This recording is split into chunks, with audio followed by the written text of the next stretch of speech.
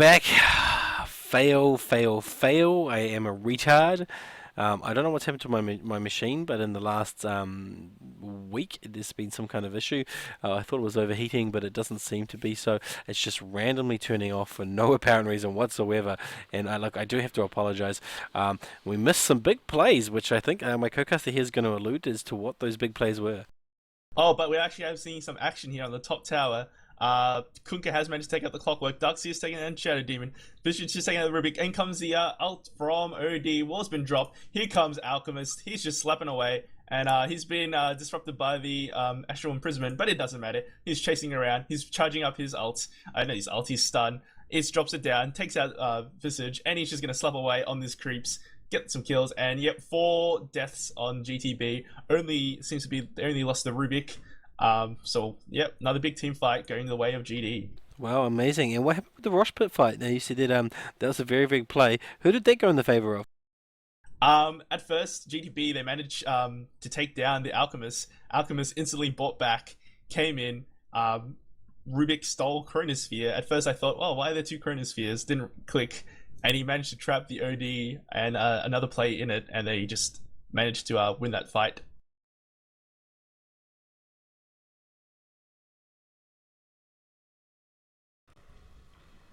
But it looks like now it's over for this first game. Probably going to go to the GD now with top racks, mid racks down.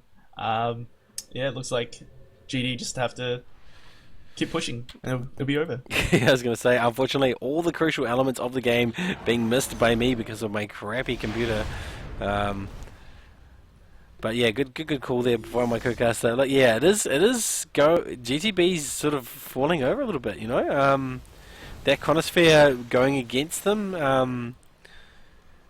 and this Alchemist farm just being too hefty. In fact, he's leading both the CS and the net worth, and he's sitting at almost nearly double the faceless void. So it shows you can't outfarm an Alchemist, especially if the Alchemist is on free farm. Indeed, I think the chat called it correctly. Like, why isn't GTB pushing? And when they had that first Aegis, they should have pushed. Obviously the Alchemist is always going to have that gold advantage with his Grievous Greed, so you just got to get that early sort of advantage, and they didn't take it. There's yeah. I don't know. Like as I said before, sometimes the thought behind why you do something and why you don't do something, it's hard to criticize because you aren't the person on the floor making the decisions. But you know, perhaps they were looking for that hero to be out of position before they could comfortably push. They couldn't find one, and so they played very defensively. But you know, when they did all that, they left this Alchemist just out on the wing, free farming, and now they're suffering for it. Yeah, well, as they say, hindsight. So maybe they're thinking now, oh, we should have pushed. But at the moment, in the moment, they were like, oh no, it doesn't matter. We'll just farm, get some items, and then take the next fight. But yeah, look, maybe just some. Sorry, go. Yeah, just some thoughts. Maybe they'll think about it for the next game, and re-strategize. Yeah, Alchemist in this position where he's just so farmed. He's got a Molyneux, he's got a Boots of Travel, he's got a Battle Fury, he's got an Abyssal Blade, and a Monkey King Bar, and there's nothing that this other team can do to sort of answer that. Dire's middle tower is not what it used to Man, be. feeling really bad here for GTB. Started so strong, sort of got through that initial mid laning phase where they don't normally always do so well, and you know I was expecting them to explode in the late game, but really GTB is GD, the FCO team, they're the ones who have really exploded in the late game, thanks to that Alchemist and a little bit thanks to that Kunkka with his crit. Kunkka, Splash, I should say Splash. Yeah, the Tidebringer, and just the comboing between like Rubik, Kunkka, and the Lina there with all those sort of torrents and the lifts and the AoE stuns, and then the boats, and then Darkseer's got his walls, got his vacuum. So I think they just got that overall big sort of team fight ability.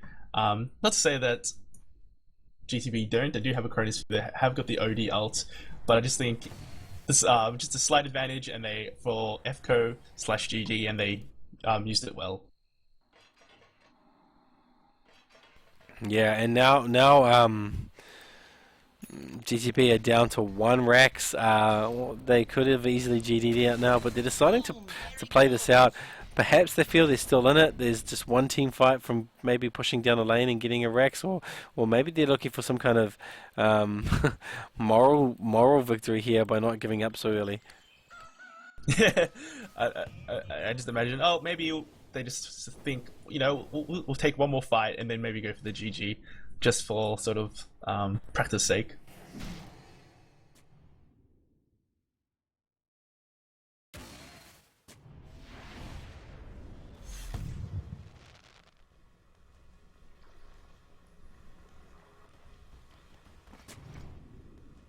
Yeah, I don't see GTB pulling this back, even if they do some miracle win on the next team fight.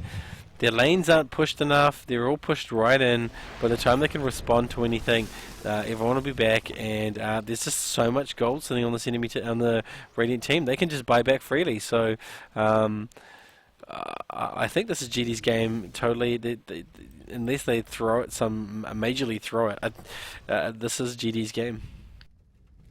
Yeah, I'm just checking the buybacks, and well, Alchemist can buy back, Kunkka can buy back, Lena can buy back, Darkseer can buy back. The only one who can't buy back is the Rubik, sitting there very poor. So even if they do get a team wipe, they can just buy back and defend their base. So yeah, really is just I think they're just gonna go for Roche and then push the base and then win. Yeah. Look, you can see this the difference between the faceless void. Look at the faceless void. 21 with a BKB, a Blade Fury, a Battle Fury, and a Butterfly. He's got a crit. He's now building a crit stick. But if you look at the Alchemist, ridiculously tanked with Molnir, with the Assault Cuirass, with the Abyssal Blade, as well as a Monkey King Bar, a Battle Fury. Now also looking to do Rosh. I don't know who's going to pick this up, but all farm definitely on this Alchemist.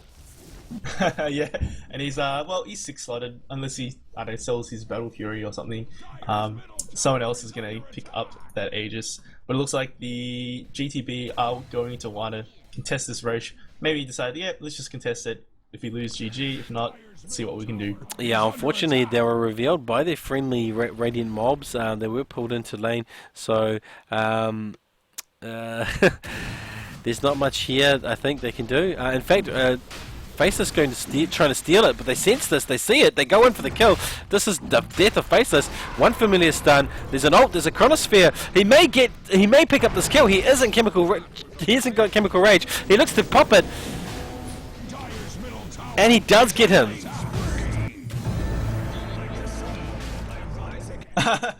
Rubik managing to steal the Chronosphere, he's put it down on the Shadow Demon and the Clockwork. Managed to use that sort of defensively so they can back out, but the slow has been applied onto the Ruby there, but he manages to TP out, but it's still going on. Clockwork has dropped his cogs. In comes the BKB from Kunkka. They're not going to do anything. Rubik's stealing more spells, but he's going to go down to the OD. In comes Alchemist with those gigantic blades, chopping away, but he's going to get stunned by the No, he's not. Oh, nice play. No, he's not. Stuns him up, and no, not going to matter. And Ultra kill. GG called, and that was pretty clear. That was in GD's favour. Bad luck for GTB. We will see you for the next game. Hopefully, I won't crash. I'm going to go change some settings, and we'll be back with you. And hopefully, we won't have a repeat of this game. But yeah, well played by GD.